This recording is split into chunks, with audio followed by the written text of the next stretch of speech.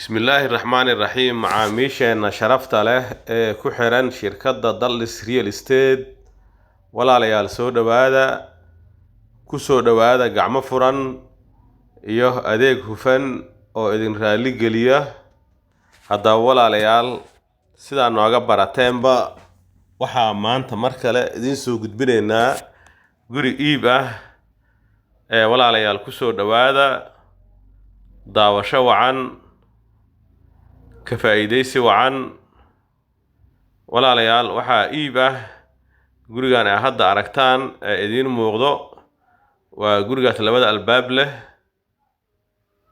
waa guri si fiican u dhisan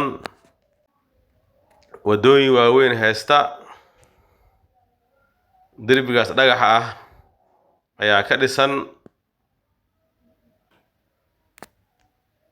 walaalayaal guriga iibka laba wada ay isku haystaa sida muuqaalka ka arkaysaan wadadaas oo 30 ah mid albaabka xaqiisa ka marto ama albaabada xaqooda iyo wadadan kale ee dhinaca dariishadaha oo iyadana ah wada weyn oo 20 ah laamigana waa uu ku dhow yahay waa guri laamiga aad ugu dhow laamiga toos ayaa u arki kartaa marka guriga joogtid waa kaasa laamigi waxa ka xigo hal boos oo kaliya booska labaad ayuu ku jiraa gurigan iibka ah cabirkiisana waa macquul waliba dhinaca wadada 30 ah ayuu cabir aad u fiican ka haystaa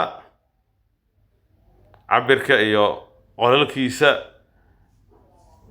dib ayaan uga hadli doonaa soo dhawaada walaalayaal xaafadda uu ku yaalana waa xaafad aad iyo aad istiraatiiji u ah guriga mar hadduu laami ku dhow yahay wadooyin waaweyn uu leeyahay waa fursad waa guri aad u fiican walaalayaal waxaan guda galayaa xogta gurigan iibka ah oo dhameystiran insha Allah tacaala ka bogasho wacan haddii aan ku bilaabo meesha uu ku yaalo walaalayaal gurigaani waxa uu ku yaalaa magaalada muqdishone wuxuu uga sii yaalaa degmada yaaqshiid oo ka mid ah degmooyinka waaweyn ee magaalada muqdisho walaalayaal degmada yaaqshiid wuxuu uga sii yaalaa xaafadda loo yaqaan geed qalooc ama xaafadda xarunta degmada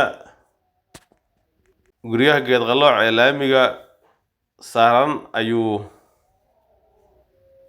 toos ugu dhow yahay waa magaca xaafadan meesha uu ka yimid walaalayaal guriga iibka ah waa kana wadadan waxay gashaa afar jardiino waa wadada weyn ee marka darjiinka dhanka suuq bacad u aado midig ka soo qabanayso waa jidka koobaad oo ku dhacayso ilaa iyo isbitaalka kalkaal ama waxay ka soo bilaabataa isbitaalka kalkaal dhinacana waxay soo aadaa degmada yaaqshiid inta aadan degmada gaarin ayuu gurigan wuxuu ka soo qabanayaa dhanka midig waxa sidoo kale u dhow suuqa weyn ee suuq bacaad hada dhanka waqooyi ee meesha guriga uu ku yaala aadid waxa ku tagaysaa suuqa weyn ee suuq bacaad laamiga wadnahana oo ah meesha hadda gaariga weyn uu maraayo wuxuu ka yahay booska labaad waliba nuska laba jidlaha ah walaalayaal booska xaafadan waa finti barfinti ama 20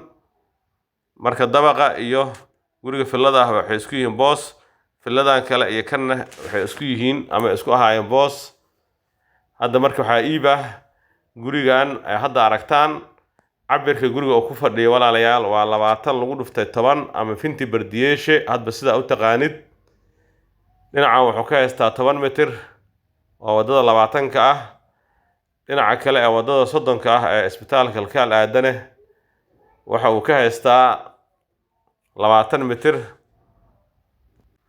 waa kaasa waliba guriga wuxuu sii kala dhisan yahay laba rubac waa diyeeshe soo dhawaada walaal cabirka waa macquul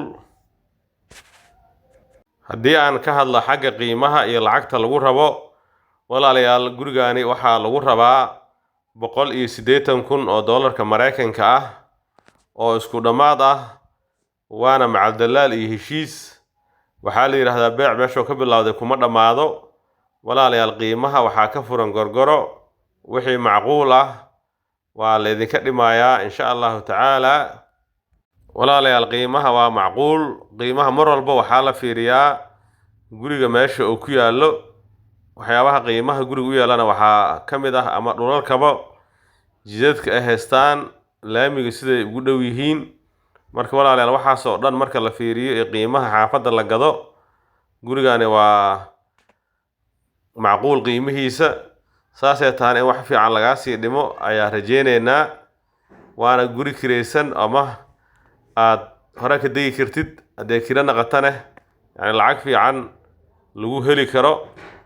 yani waxaa ka wadaa qiimaha lagu kireeyo ama lagu kiraysan karo aad ayuu u fiican yahay. maxaa yeele meesha ku yaalla ayaa fiican.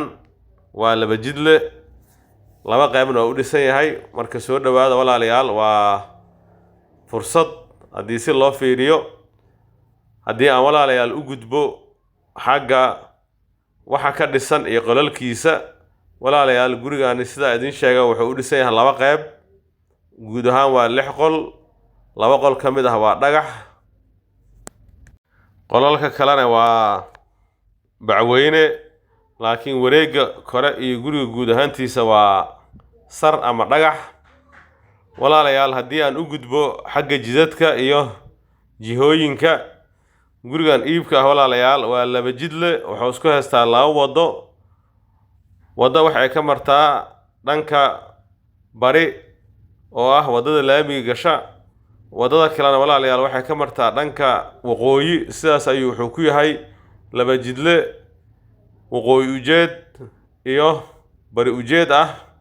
balse hadda albaabadiisa dhanka waqooyi ayay u jeedaan. haddii aad gadatid guriga ka dhisid dhanka aad rabtid ayaa u jeedin kartaa. bari ujeedkana walaalayaal waa la jecel yahay. mar walbo dhankaasi bari wuxuu ka naqanayaa hoos fiican ama qabow. galbihii oo kale waa meel lagu nasan karo. waa fursad runtii walaalayaal, asagoo laba jidlo ah haddana bari ujeed ah, laamina saan ugu dhow. walaalayaal ka faa'iideysta, waa idin soo dhaweynaynaa.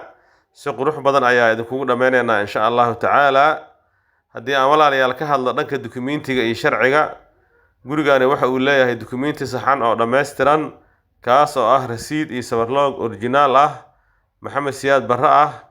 sidoo kale warqadaha kale ee muhiimka ah sida canshuuraha iyo wixii la midka ah way u dhammaystiran yihiin.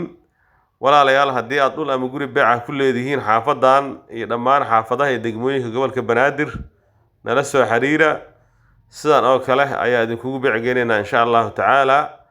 haddii aad dhul ama guri ku leedihiin xaafadan iyo dhammaan xaafadaha iyo degmooyinka gobolka Banaadir, sidoo kale nala soo xiriira, waa idin helaynaa. ugu dambeyntii walaalayaal, waa ku mahadsantihiin daawashada muuqaalka iyo ku xirnaanshaha shirkadda Dallis Real Estate. walaalayaal waxaa si sharaf leh idinkaga codsanaynaa inaad kanaalka subscribe noo saartaan, gambaleelkan aad furataan, idinkoo mahadsan si aad ula socotaan muuqaalada aan mustaqbalka soo gelinayno insha Allahu tacaala. sidoo kalena Facebook follow inaga soo dhaha. waa mahadsantihiin mar kale. والسلام عليكم ورحمة الله وبركاته.